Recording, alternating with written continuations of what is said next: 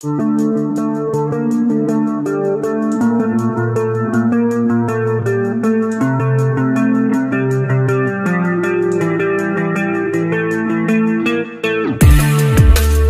Freaks Transformation. Pag-usapan natin yan mga idol. Bring me out, come and find me in the dark now. Every day by myself I'm breaking down.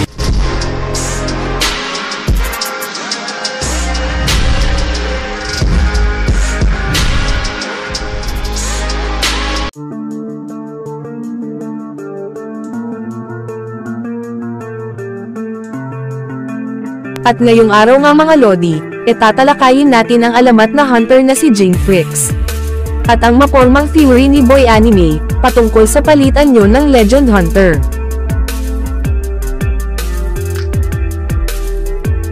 Pero bago ko umpisahan, lilinawin ko lang na hindi pa po ito official sa Hunter x Hunter. Dahil ito ay pawang teorya pa lamang.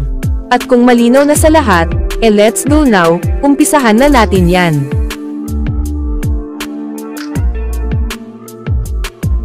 Si Jing Freaks ang isa sa mga karakter na pinaka-inaabangan ng mga hunter fan. At napakaraming interesado kung ano ba ang kanyang Nen ability, at pinakamalakas na kapangyarihan.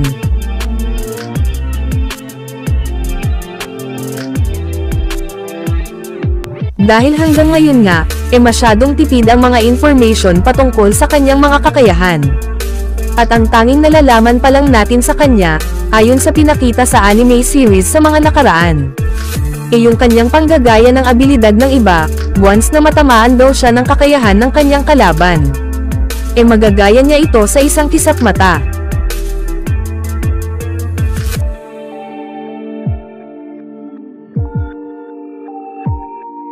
Isang nakakatakot o dangerous copy ability.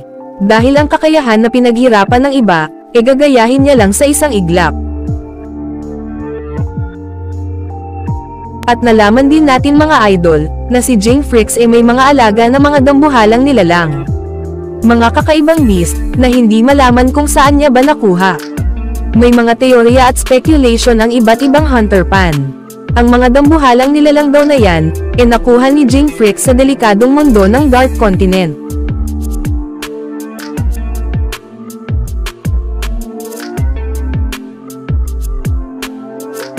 Dahil si Jing daw ay naglakbay din noon sa itim na mundo, para hanapin doon ang nilalang na kanyang hinahanap, ng matagal na panahon. At para tuklasin din ang misteryo ng Dark Continent. Pero ngayon balik tayo sa katangian ng Legend Hunter. Ayon sa angkan ng Freaks, likas na sa kanila, ang makapagpaamo ng mababangis na hayop. At nagtataglay din ang kanilang angkan ng napakalakas na pakiramdam.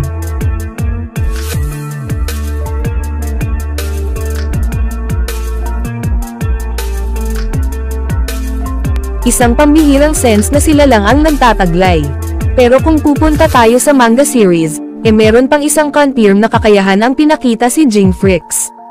Ang isang trauma ability, na ipapakita niya sa iyo ang pwedeng mangyari, kung siya ay pipilitin mong labanan o atakehin. Yan yung moment sa base nila Beyond Net Ero. Kung saan naangasan kay Jing ang isang tauhan ni Beyond, at siya ay susubukan sana nitong saktan.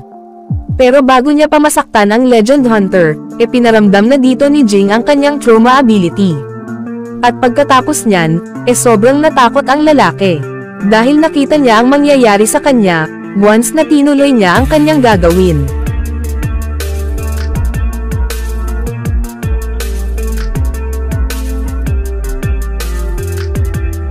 Alam ko na ang mga kakayahan na binanggit natin, mga normal na kakayahan pa lang ng alamat na hunter. Pero sa ibang Nen user, pangmalakasan na ang mga ganyang abilidad. Lalo na yung nakakatakot na copy ability ng Legend Hunter. Pero kay Jing Freaks, mga normal na kakayahan pa lang ito, na hindi pa ginagamitan ng Nen.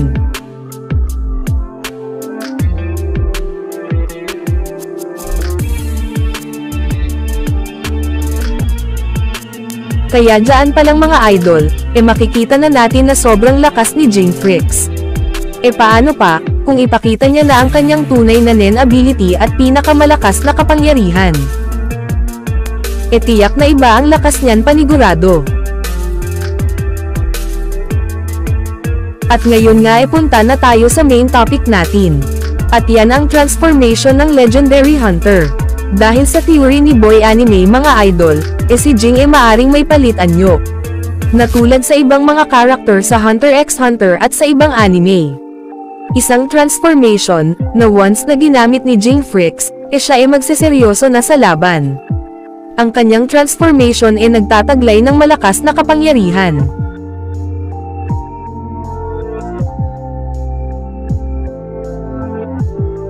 Kung saan, ang kanyang physical strength lalong lumalakas. At maliban dito, ang kanyang speed at mobility, lalong bumibilis at tumataas sa high level. At maliban dito, lalo ring lumalakas ang kanyang body defense. At kung susuriin natin mga idol, kung pwede nga ba magkaroon si Jing ng transformation.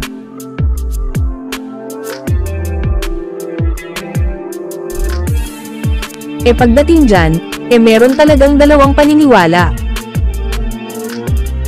At ang una, walang transformation ang alamat na Hunter. Dahil si Jing Fricks hindi na kailangan pa ng palit anyo, dahil siya ay malakas na karakter na. At ang kanyang Nen ability o kapangyarihan, hindi saklaw ng transformation. Pero kung pupunta naman tayo sa ikalawang paniniwala, taliwas ito sa unang senaryo. Dahil dito sa ikalawa, meron talagang transformation si Jing Fricks. At ito ay isa sa kanyang mga kakayahan.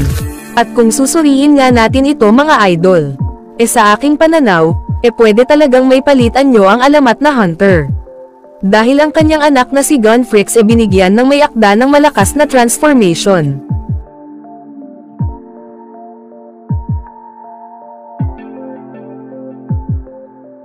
At hindi lang si Gun, dahil ang ibang mga karakter sa Hunter x Hunter, binigyan ni Togashi ng mga transformation. Talaga naman, si Jing Fricks pa kaya ang mawawalan. At kung pupunta tayo sa ibang anime katulad ng Naruto.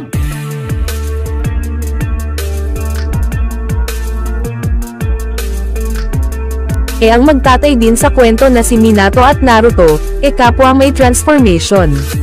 Isa yang circumstansya, na maaari na ang mag-ama rin sa Hunter x Hunter, parehas din may palit anyo. Pero syempre aminado rin ako, na hindi sa lahat ng pagkakataon, magiging magkaparehas ang magtatay. Dahil minsan, ang anak ay may transformation, pero ang tatay ay wala. At pagdating din sa paniniwala, kanya-kanya tayo ng paniniwala.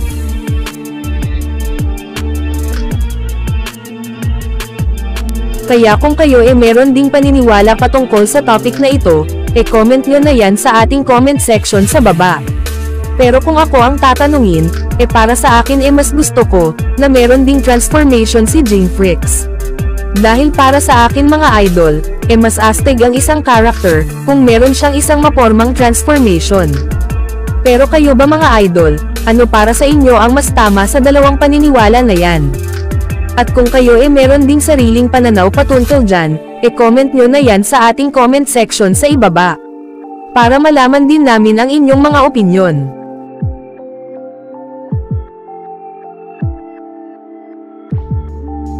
At bago nga tayo magtapos mga lodi, sana ay huwag niyong kakalimutan mag-like, dahil napakalaking tulong niyan para sa ating channel. At kung may bago naman dyan, sana ay huwag niyong kakalimutan mag-subscribe, and click the bell icon para hindi ka nahuhuli sa mga latest uploads natin. Maraming salamat po!